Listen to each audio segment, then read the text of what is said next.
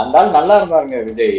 இது இந்த பிரசாந்த் கிஷோர் வந்து எல்லாம் கெடுத்துட்டு போயிட்டான். அதாவது அதிமுக தாவேக்கா வந்திருந்தால் 100% வின்னிங் காம்பினேஷன். வேற யாருமே வேண்டாம் அந்த கூட்டணியில, வேற யாருமே எப்படி சார் சொல்றீங்க? தாவேக்காவுக்கு அந்த அளவுக்கு இளைஞர் மத்தியில வரவேற்பு இருக்கு. அந்த இளைஞர் மத்தியில் இருக்கிற வரவேற்பும் அதிமுகவினுடைய களப்பணி, இது ரெண்டு சேர்ந்தால் வின்னிங் காம்பினேஷன். தமிழக வரலாற்றிலேயே வந்து அதிகமாக ஜெயிக்கக்கூடிய ஒரு வாய்ப்பு வந்து இன்னைக்கு வந்து விஜய்க்கு இருந்தது. அந்த வாய்ப்பை வந்து அவர் வந்து நழுவ விட்டார். ஏனென்றால் இந்த பிரசாந்த் கிஷோர் என்ற அந்த நபருடைய இந்த மாதிரியா போய் மாட்டுவாங்க. என்னை பொறுத்தவரை ஒரு சூப்பரான ஒரு பாட்டு இருக்குங்க. அது இந்த புஷி ஆனந்த், இந்த ஜான் இந்த மாதிரி ஆளுங்க சேர்ந்து கெடுத்து விட்டாங்க. அதிமுக பிஜேபி கூட்டணி அறிவிக்கும் வரை விஜய்க்கு இருந்த அந்த ஒரு மாஸ் பாத்தீங்கன்னா இன்னைக்கு இருக்கிற மாஸ் பாருங்களேன், அதிமுக அண்ட் தாவேகா. இதுல எங்க வந்து இனி வந்து ஒரு பாசிபிலிட்டி இருக்குன்னு பாத்தீங்கன்னா, எடப்பாடி பழனிசாமிக்கு எந்த அளவுக்கு தைரியம் இருக்கு, இதுதான் கேள்வியா இருக்கு. எடப்பாடி பழனிசாமி தேர்தலுக்கு ஒரு 2 மாசம் முன்னாடி 3 மாசம் முன்னாடி பாஜக கிட்ட பிரதர் முடியாது பிரதர், நீங்களும் நானும் இருந்தேன்னா நம்ம 2 பேரும் தோக்க போறோம் என்று சொல்லிக்கொண்டு அமித்ஷா செய்த அந்த மிக மிக மோசமான விஷயம் என்னவென்றால் இந்த கூட்டணி அறிவிக்கிறது தான். பிஜேபி தான் இப்போ வந்து திமுகவை காப்பாற்றி கொண்டிருக்கிறதுன்றதுதான், அவர்களுடைய ஈகோனால காப்பாற்றி கொண்டிருக்கிறதுன்றதுதான் ஒரு முக்கியமான செய்தியாக நான் காண்கிறேன். நாயனார் வந்து ஒரு வெரி டிஃப்ரெண்ட் கைண்ட் ஆஃப் பாலிட்டிக்ஸுங்க. ஆனா நாயனாருடைய பாலிடிக்ஸும் அமித்ஷானுடைய பாலிடிக்ஸும் அது அந்த பாலிடிக்ஸ் ரெண்டுமே வந்து ஒத்து போகாத ஒரு நிலைதான் நான் காண்கிறேன். அண்ணாமலைங்கிறது யாரு? இப்ப சமீப காலத்துக்கு நான் பார்த்தோம், அமித்ஷாவோட கார்ல போய்கிட்டு இருந்த மனிதர் இன்னைக்கு வந்து எங்க தெருவில் நின்று இருக்காரு. அப்ப அந்த அளவுக்கு வந்து எடப்பாடி பழனிசாமி காரியங்களை செய்திருக்கிறார். அப்ப இந்த சம்பவம் வந்து அமித்ஷாவுக்கு செய்ய முடியுமா? எடப்பாடினால் அமித்ஷாவுக்கு சம்பவம் செய்ய முடியுமா? இதுதான் கேள்வியா இருக்குது. அது செய்துவிட்டால் நிச்சயமாக தமிழ்நாட்டில் வந்து அடுத்த முதலமைச்சர் எடப்பாடி தான். சீமானை பொறுத்தவரை அந்த 8% ஓட்டு இல்ல 10% ஓட்டு வந்து அவர் தனியா நின்று தான் வருமே தவிர நிச்சயமாக ஒரு கூட்டணியில் போய் சேர்ந்தா வராது. விஜய் வந்து தாராளமாக இளைஞர்களுடைய வாக்குகளை கவர்ந்துருவார் என்று நான் கருதுகிறேன். ஏனென்றால் இன்றைக்கு இந்த இருக்கின்ற இளைஞர் பட்டாளம், அதாவது சீமான் கூட இருக்கின்ற இளைஞர் பட்டாளத்துல ஒரு பகுதி நிச்சயமாக அது விஜய் கிட்ட தான் போய் நிற்கும் என்று நான் கருதுகிறேன். சீமானை பொறுத்தவரை பெரிய ஒரு கிரிட்டிக்கல் ஸ்டேஜ் தான். அவர் வந்து ஒன்னும் அதிமுக கூட போய் சேரணும், அதற்கான வாய்ப்புகள் இருக்கிறதாக தான் நான் அறிகிறேன். பல சந்திப்புகள் நடந்ததாகத்தான் நான் அறிகிறேன். அவர் வந்து இல்ல சொல்லிக் கொண்டிருக்கிறார். சந்திப்புகள் நடந்தது.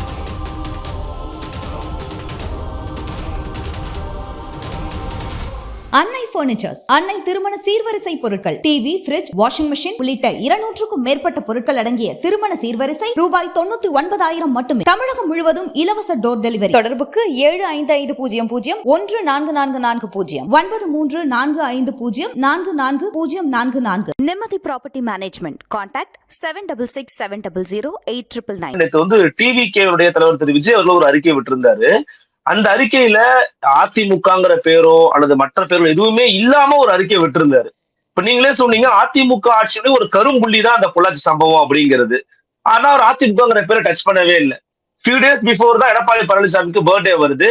எப்பயுமே வாழ்த்துக்கள் எல்லாருக்கும் மறக்காம போடக்கூடிய திரு விஜய் அவர்கள் வந்து பாத்தீங்கன்னா இந்த முறை வாழ்த்துக்களே போடல. அப்போ ஏதோ ஒரு கான்ட்ராஸ்ட் இருக்க போல் இருக்கப்பா அப்படின்னு நினைச்சுக்கிட்டு இருந்தாங்க. ஆனா இப்ப அதிமுக பேரை ஷட்டில் டவுன் பண்றாரு. என்ன புரிஞ்சுக்கிறது விஜயோட ஸ்டேட்மெண்ட் வச்சு? அந்த ஆள் நல்லா இருந்தாருங்க விஜய்.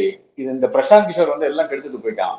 அதுலதான் அவருக்கு வந்து ரொம்ப ஒரு செட்பேக்காக நான் காண்கிறேன். இப்போ வந்து தத்தளித்துக் கொண்டிருக்கிறார். அதாவது அதிமுக தாவேக்கா வந்திருந்தால் 100% வின்னிங் காம்பினேஷன். வேற யாருமே வேண்டாம் அந்த கூட்டணியில, வேற யாருமே. எப்படி சார் சொல்றீங்க? இல்ல நீங்க வெளியே இருந்து பாருங்க. இப்ப தாவேக்காவுக்கு அந்த அளவுக்கு இளைஞர் மத்தியில வரவேற்பு இருக்கிறது. அந்த இளைஞர் மத்தியில் இருக்கிற வரவேற்பும் அதிமுகவினுடைய களப்பணி, இது ரெண்டு சேர்ந்தால் வின்னிங் காம்பினேஷன். இதுக்கு ஒரு 40 சீட் 50 சீட் வாங்கிட்டு அவர் வந்து செட்டில் ஆயிருக்கலாம். அதாவது தமிழக வரலாற்றிலேயே வந்து அதிகமாக ஜெயிக்கக்கூடிய ஒரு வாய்ப்பு வந்து இன்னைக்கு வந்து விஜய்க்கு இருந்தது. அந்த வாய்ப்பை வந்து அவர் வந்து நழுவ விட்டார். ஏனென்றால் இந்த பிரசாந்த் கிஷோர் என்ற அந்த நபருடைய இந்த மாதிரியா போய் மாட்டுவாங்க. ஆதவர்ஜன் கொண்டு வந்தாராமா. அதனால வந்து no your going to rule தமிழ்நாடுன்னு வந்தாலும் சொல்லிட்டாரு போல. இவருக்கு வந்து ஆஹா நான் வந்து ஆட்சிக்கு வந்துடலாமேங்கிறது தான். என்னை பொறுத்தவரை ஒரு சூப்பரான ஒரு பாட்டு இருக்குங்க. அது இந்த புஷி ஆனந்த், இந்த ஜான் இந்த மாதிரி ஆளுங்க சேர்ந்து கெடுத்து விட்டாங்க. அது மிக தெளிவாக இப்ப வந்து திமுகவோட போய் சேர முடியாது. ரொம்ப ரொம்ப இந்த எந்த அனாலிசிஸ் பண்ணிடலாங்க. திமுக கூட போய் சேர முடியாது. ஏனென்றால் ஆளுங்கட்சிக்கு எதிராகத்தான் நீங்க அரசியல் செய்ய வேண்டும். அதே மாதிரி மத்தியில் ஆளுங்கட்சி பாஜகவோட போய் சேர முடியாது. பாஜகவோட சேர்ந்து அப்கோர்ஸ் விநாசகாலே விபரீத புத்திங்கிற மாதிரி தான். அதே இனி வேற என்ன ஆப்பர்ச்சுனிட்டி இருக்கு? ஒன்னும் தனியா நிக்கணும், இல்லைன்னா அதிமுக கூட போகணும். இதுல தனியா நின்று விட்டால் பிரச்சனை என்னன்னு பாத்தீங்கன்னா இந்த அதிருப்தி ஓட்டுகள் வந்து நிச்சயமாக சிதைந்து விடும். அந்த அதிருப்தி ஓட்டுகள் சேர்ந்து விட்டால் உங்களுக்கு ஒரு 20% ஓட்டு வந்தா கூட திமுக ஜெயிக்கக்கூடிய அந்த வாய்ப்பு இருக்கிறது. என்றால் நீங்க அதிருப்தி ஓட்டுகளை தான் எடுக்கிறீங்க. அது இளைஞர் ஓட்டுகளே இருக்கீங்க. இளைஞர் ஓட்டுகள் பெரிதாக ஒன்றும் திமுக வரப்போறது இல்லை. அப்போ அப்படி இருக்கிற சூழ்நிலையில் வந்து திமுகவை ஜெயிக்க வைக்கக்கூடிய ஒரு வாய்ப்பு தான் அங்க இருக்கிறது. அதனால நீங்க அதிமுக கூட தான் போக வேண்டும் என்ற ஒரு நிலை இருக்கிறது. அப்போ அந்த அது வந்து ஸ்டில் தேர் இஸ் பாசிபிலிட்டின்னு சொல்றாங்களே சார். ஸ்டில் தேர் இஸ் பாசிபிலிட்டின்னு சொல்றாங்களே. அது வந்து நீங்க அந்த மேல இருந்து இறங்கி வரணும் கொஞ்சம். ஏதோ திருப்பதி மேல படி மேல நின்று இருக்கீங்க, அங்க இல்ல வேளாங்கண்ணி சர்ச் மேல நின்றுட்டு இருக்கீங்க, அங்க கொஞ்சம் கீழே வரணும். நீங்க வந்து வேளாங்கண்ணி மாதா கிடையாது, நீங்க கீழே தான் நிற்கிற மனிதன் தான். இப்ப மனிதனுடைய இடத்துல நின்று நீங்க வந்து ஒரு 70 சீட் கேட்டா 50 சீட் கேட்டா அது வந்து நியாயமா பார்ப்பேன். அதே வந்து 114 சீட் கேட்டு அதே நேரத்தில் நான் தான் சிஎம் சொன்னா அது வந்து நடக்காத விஷயமா தான் இருக்கிறது. அப்போ ஆப்பர்ச்சுனிட்டி எவ்வளவுதான். ஆப்பர்ச்சுனிட்டி என்பது அதிமுக கூட போறதுதான். அந்த அதிமுக கூட போனால் இன்றைக்கு நான் சொல்றேன், அதாவது நீங்க பார்க்கணும், அதாவது அதிமுக பிஜேபி கூட்டணி அறிவிக்கும் வரை விஜய்க்கு இருந்த அந்த ஒரு மாஸ் பாத்தீங்கன்னா இன்னைக்கு இருக்கிற மாஸ் பாருங்களேன். அதாவது இன்னைக்கு இருக்கின்ற, அதாவது பல அரசியல் தெரிந்த இல்லை என்றால் அரசியல் வாட்ச் பண்ணி கொண்டிருக்கிற நபர்கள் கூட விஜய் விரும்பினார். நான் தான் 2 வருஷம் முன்னாடி விஜய் அரசியலுக்கு வர வேண்டும் என்று நான் முதல் முறையாக பேசுனீங்க. ஆமா, எனக்கே வெறுத்து போச்சுங்க. என்ன அப்கோர்ஸ் எனக்கும் விஜய்க்கு ஒரு இது கிடையாது, நான் அவரோட பேசுனது கிடையாது. பட் என்னை பொறுத்தவரை வந்து ஒரு சேஞ்ச் நிச்சயமாக தேவையா இருக்குது தமிழகத்தை பொறுத்தவரை. இல்லை என்றால் இந்த டைனாஸ்டிக் பாலிடிக்ஸ் வந்து எங்க ஒன்றை நம்ம நிறுத்தும் என்றெல்லாம் சொல்ல முடியாது. அந்த சேஞ்ச், அதாவது மாற்றம் வரும் என்ற பயமே போதும். அந்த பயம் இருந்தால் கூட நிச்சயமாக திமுக இதோட சூப்பரா நல்ல ஆட்சி கொடுப்பாங்க. எஸ் எஸ், டெஃபினட்டா பண்ணுவாங்க. அப்போ ஆப்பர்ச்சுனிட்டி எவ்வளவுதான் அதிமுக அண்ட் தவேகா. இதுல எங்க வந்து இனி வந்து ஒரு பாசிபிலிட்டி இருக்குன்னு பாத்தீங்கன்னா, எடப்பாடி பழனிசாமிக்கு எந்த அளவுக்கு தைரியம் இருக்குது, இதுதான் கேள்வியா இருக்கிறது. எடப்பாடி பழனிசாமி தேர்தலுக்கு ஒரு 2 மாசம் முன்னாடி 3 மாசம் முன்னாடி பாஜக கிட்ட பிரதர் முடியாது பிரதர், நீங்களும் நானும் என்னன்னா நம்ம 2 பேரும் தோக்க போறோம் என்று சொல்லிக்கொண்டு விஜய் இல்லை என்றால் விஜய் அதன் முன்னாடி போன் போட்டு சொன்னார் என்றால் தாராளமாக 2 கட்சிகள் இப்ப கூட பேசி வச்சுக்கலாம். இப்ப அனௌன்ஸ் பண்ண வேண்டிய அவசியம் கிடையாது. தேர்தலுக்கு 3 மாசம் முன்னாடி ஒன்னா வந்தா போறோம். அதன் பிறகு விஜய் வந்து ஒரு சூறாவளி சுற்றுப்பயணம் போட்டு நிச்சயமாக அதிமுக வந்து அடிச்சு போட்டு வந்துடும். எல்லாத்தையும் லைக் பிளட் வாட்டர்ஸ் மாதிரி வந்துடும். அதான் இப்ப சூழ்நிலையாக நான் காண்கிறேன். அந்த தைரியம் எடப்பாடிக்கு இருக்கான்ற அந்த கேள்விதான் என் மனதில் இருக்கிறது.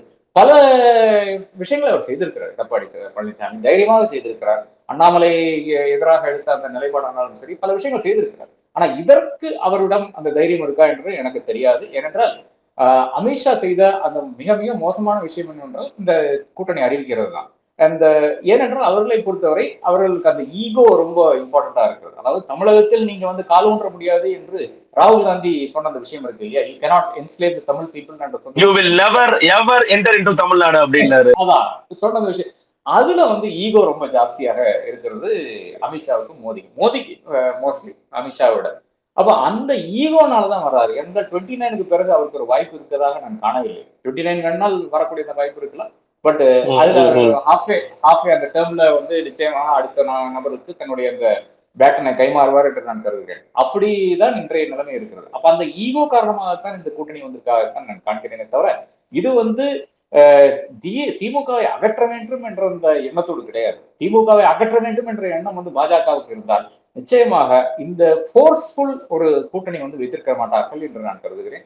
அப்ப இதுதான் பிஜேபி தான் இப்ப வந்து திமுகவை காப்பாற்றி கொண்டிருக்கிறது என்றதான், அவருடைய ஈகோனால காப்பாற்றி கொண்டிருக்கிறது என்றதான் ஒரு முக்கியமான செய்தியாக நான் காண்கிறேன். இல்ல திமுக வீழ்த்தணும்னா விஜய் எங்க கூட சேரணும்னு பிஜேபி கேட்கிறாங்க.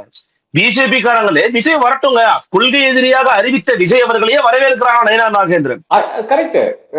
நாயனார் வந்து ஒரு வெரி டிஃப்ரெண்ட் கைண்ட் ஆஃப் பாலிட்டிக்ஸுங்க. ஆனா நாயனாருடைய பாலிடிக்ஸும் அமித்ஷானுடைய பாலிடிக்ஸும் அது அந்த பாலிடிக்ஸ் ரெண்டுமே வந்து ஒத்து போகாத ஒரு நிலை தான் நான் காண்கிறேன். தமிழகத்தை பொறுத்தவரை நாயனாருடைய பாலிடிக்ஸ் தான் பாஜகவுடைய பாலிடிக்ஸாக இருக்க வேண்டும். ஏனென்றால் தமிழகத்தை பொறுத்தவரை நீங்க வந்து டெவலப்மெண்ட் பேச வேண்டும், நீங்க டெவலப்மெண்ட் கொண்டு வர வேண்டும். வளர்ச்சி என்ற அந்த பாதையை வந்து நீங்க வேற ஒரு இடத்துலையும் போக முடியாது. வெல்ஃபேர், இது நீட் எதிர்ப்பு, சர்வசிக்ஷா அபியானுக்கு காசு கொடுக்கறது, இதெல்லாம் தான் அதுக்கு நேரெதிராக அமித்ஷாவுடைய பாலிடிக்ஸ் இருக்கிறது. அப்ப நாயனாருடைய பாலிடிக்ஸ் வந்து அக்செப்ட் பண்ணாருன்னா நிச்சயமாக விஜய் கூட வந்து வருவார். ஆனா நாயனாருடைய பாலிடிக்ஸ்க்கு நேரெதிரான பாலிடிக்ஸ் தானே இப்போ வந்து பாஜக செய்து கொண்டிருக்கிறது. அப்போ நாயனாருக்கு இம்பார்ட்டன்ஸ் இருக்குன்னு எனக்கு புரியவில்லை. எல்லாமே டைரக்ஷன் வந்து டெல்லியில இருந்து தானே வருகிறது. இவர்கள் எல்லாம் இம்ப்ளிமெண்டர்ஸ் தான் இருக்கிறார்கள். அப்ப அந்த அளவுக்கு வந்து நிச்சயமாக இது தாவேக்காக அங்க போய் சேர்றதுக்கான அந்த இடம் கூட கிடையாதுன்றதுதான் உண்மை நிலையா இருக்கிறது. அது பாஜகவோட போய் சேர்ந்தால் அவ்வளவுதான். அந்த ஒரு கூட்டணியில் போய் சேர்ந்தாருன்னா நிச்சயமாக கமலை விட மோசமான ஒரு சுச்சுவேஷன்ல தான் விஜய் இருப்பார் என்று நான் கருதுகிறேன். அவருடைய சீட் கூட அவர் ஜெயிக்க முடியாது. அப்ப நீங்க சொல்றபடி பார்க்கணும்னா இந்த கூட்டணி இப்போ அமைஞ்ச கூட்டணி உடைஞ்சு அந்த உடைந்த இடத்துல ரிப்ளேஸ்மெண்ட்டுக்காக விஜய் வந்து சேர்ந்தாரு அப்படின்னா இது ஒரு மாஸ் கூட்டணியா இருக்கும்னு நினைக்கிறீங்க நீங்க? ஆமா ஆமா, அது ஒரு 10 படி இறங்கி வரணும். மேல நின்று இருக்காரு, கொஞ்சம் கீழே வந்து அதன் பிறகு வந்து அவருடைய டிமாண்டை குறைத்து கொண்டு அதிமுக கூட தாராளமாக சேரலாம். அதிமுக அந்த கூட்டணி வெற்றி கூட்டணியாக அமையும் என்றதுல எனக்கு மாற்று கருத்து கிடையாது. பிஜேபி சும்மா விடுமா சார்? நீங்க சொல்றது வந்து ரொம்ப ஆனா நடந்துச்சுன்னா அது உண்மையில எனக்கு பெரிய விஷயமா இருக்கும். பட் அமித்ஷா வந்து இறங்கி ஒரு தூரம் பேசி வலுக்கட்டாயப்படுத்தி உட்கார வச்சு தாலி கட்டு போயிருக்கிறாரு. நடக்குமா அது நீங்க சொல்றது?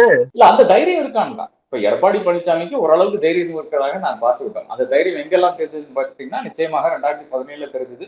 அதன் பிறகு வந்து 2019 தேர்தலில் நாம் பார்த்தோம். அவர் வந்து குறிப்பாக அந்த ஒரு 9-10 சீட்டு மட்டும் நாம் ஜெயிக்கணும், வேற எல்லாம் 22 சீட்ல பாக்கியெல்லாம் அவன் எடுத்துட்டு போயிட்டோம், திமுக எடுத்துட்டு போட்டு இதுல அவர் வந்து விட்டு விட்டார். அப்ப இந்த இந்த கான்சென்ட்ரேட் பண்ண இடங்கள்ல வந்து ஜெயிச்சு வருகிறார். அதன் பிறகு பாத்தீங்கன்னா 2021 தேர்தலில் வந்து தைரியமாக ஒரு ஸ்டாண்ட் எடுக்கிறார். அந்த தைரியத்துக்கு தான் 75 சீட் வந்து அந்த கூட்டணிக்கு வருகிறது. 2024 வந்து போடா அப்படின்னு சொல்லிட்டு அண்ணாமலை தூக்கி போடுறாரு, பிஜேபி தூக்கி போடுறாரு. அதுல கூட ஏறத்தாழ ஒரு நல்ல ஒரு டஃப் ஃபைட் வந்து கொடுத்தார்கள். ஆனால் அண்ணாமலை தான் சில்மிஷன் இன்னைக்கு வந்து அண்ணாமலை அந்த இப்ப இருக்கிற அந்த இடத்துல இருக்கிறார். அப்ப இந்த அளவுக்கு அவருக்கு தைரியம் வருது. ஒரு ஒரு பாஜகவினுடைய ஒரு கட்சி தலைவரை, ஒரு ஸ்டேட் லெவல் தலைவரை வந்து காலி பண்ணிவிட்டார். இனி அவருக்கு வந்து திரும்பி வரவே முடியாத ஒரு சூழ்நிலை வந்து உருவாக்கி விட்டார். ஒரு யூனியன் மினிஸ்டர் கொடுக்கவில்லை, ஸ்டேட் மினிஸ்டர் கொடுக்கவில்லை, எம்பி கொடுக்கவில்லை. அவர் இங்கேயே உட்கார்ந்து கொண்டிருக்கிறார். நம்மளை நபர்களை வந்து ட்ரோல் பண்ணி கொண்டு உட்கார்ந்து கொண்டிருக்கிறார். இது மட்டும் தான் அவருடைய வேலையா இருக்கு, அவரை சார்ந்த நபர்களுடைய வேலையா இருக்கிறது. அப்ப அந்த அளவுக்கு அவர் வந்து செய்திருக்கிறார். அண்ணாமலைங்கிறது யாரு? இப்ப சமீப காலத்துக்கு நாம் பார்த்தோம், அமித்ஷாவோட கார்ல போயிட்டு இருந்த மனிதர் இன்னைக்கு வந்து எங்க தெருவில் நின்று இருக்காரு. அப்ப அந்த அளவுக்கு வந்து எடப்பாடி பழனிசாமி காரியங்களை செய்திருக்கிறார். அப்ப இந்த சம்பவம் வந்து அமித்ஷாவுக்கு செய்ய முடியுமா? எடப்பாடினால் அமித்ஷாவுக்கு சம்பவம் செய்ய முடியுமா? இதுதான் கேள்வியா இருக்குது. அது செய்து விட்டால் நிச்சயமாக தமிழ்நாட்டில் வந்து அடுத்த முதலமைச்சர் எடப்பாடி தான். உண்மையிலே ஒரு நல்ல டைட்டில் எனக்கு கொடுத்துருக்கீங்கன்னு நினைக்கிறேன். நிறைவாக ஒரு கேள்வி, பாமகவும் நாம் தமிழர் கட்சியும் இன்னுமே ஒரு அறிவிப்பு இல்லாம இருக்கிறாங்க. சீமானவர்கள் நான் தனிச்சுதான் போரிட போறேன், தம்பி விஜயோட சில கருத்து முரண்பாடுகள் இருக்குது, அவர் இறங்கி வந்தா பாக்கலான்ற மாதிரி அவர் ஒரு பக்கம் பேசிக்கிட்டு இருக்கிறாரு. அன்புமணி அவர்களும் எல்லாரையும் கிரிட்டிசைஸ் பண்ணிட்டு இருக்கிறாருங்கிறத பார்க்கிறோம். ஒரு சில அரசியல் விமர்சகர்கள் வந்து விஜய், சீமான், அன்புமணி கூட சேர வாய்ப்பு இருக்குல்ல, சில பேர் அவங்களுடைய கருத்துக்களை பகிர்றாங்க. இவங்க 2 பேருடைய நிலைமை எப்படி இருக்கும் நீங்க கணிக்கிறீங்க சார்? இல்ல, பாமகவை பொறுத்தவரை இப்போ வந்து ஜூலைல தான் இவருடைய இந்த அன்புமணியுடைய அந்த சீட் முடியுது, அந்த டென்யூர் 6 வருஷ டென்யூர் முடிகிறது. அப்ப அதை ஒட்டித்தான் நம்ம வந்து ஒரு தீர்மானம் எடுக்க முடியும் என்று நான் கருதுகிறேன். நான் பேசக்கூட முடியும் என்று நான் கருதுகிறேன். ஏனென்றால் அவரை வந்து வேற எங்காச்சும் ஒரு ஊர்ல இருந்து ராஜ்யசபாக்கு அவங்க வந்து பிஜேபி நாமினேட் பண்ணிவிட்டால் டெஃபினட்டாக அவர் வந்து என்ன வேணாலும் செய்வார். பிஜேபி என்ன சொன்னாலும் அவர் வந்து செய்யக்கூடிய இடத்துல தான் இருக்கிறாரு. அது வந்து நிச்சயமாக தகப்பனாருக்கு பிடிக்காத விஷயம். பலரும் சொல்லுவார்கள், அப்பனும் மகனும் வந்து வேணே சண்டை போடுறாங்க, நமக்காக சண்டை போடுறாங்க, இல்லை என்றால் இது எல்லாமே ஃபுல் டிராமான்னு தான் சொல்லுவார்கள். டிராமாவை தாண்டியும் பல விஷயங்கள் வந்து குடும்பத்தில் நடந்து கொண்டுதான் இருக்கிறது என்பதுதான் உண்மை நிலையா இருக்கிறது. அப்படி இருக்கும்போது என்னை பொறுத்தவரை இப்போ ராம்தாஸ் அவரே சொன்னார், 86 தாண்டி இப்ப 87 வயசு அடுத்த மாசம் ஆக போகுதுன்ட்டு. அவரை பொறுத்தவரை நிச்சயமாக ஒரு ஜனநாயக கூட்டணியில், அதுவும் வந்து மதத்தை வந்து ஒரு மந்திரமாக எடுத்துக்கொள்ளாத ஒரு கூட்டணியில் இருக்க வேண்டும் என்று அவர் வந்து விரும்பி கொண்டிருக்கிறார். திமுக கூட்டணிக்கு வர வேண்டும் என்று நினைக்கிறார் என்றுதான் என்னுடைய ஒரு ரீடிங்கா இருக்கிறது. ஆனால் அங்க வரக்கூடிய அந்த வாய்ப்பு வந்து விடுதலை சிந்தனைகள் இருக்க மட்டும் அது வந்து நடக்காது என்று நான் கருதுகிறேன். அதான் கடைசி காலத்தில் இருக்கின்ற ஒரு பிரச்சனையாக நான் கருதுகிறேன். அப்ப அவருக்கு ஆக்சுவலா ஆப்ஷன்ஸ் லிமிட்டடாக தான் இருக்கிறது. ஆனால் இருந்தாலும் கூட பாஜக கூட்டணிக்கு போக வேண்டாம் என்ற ஒரு நிலைமையில் தான் அவர் இருக்கிறார்.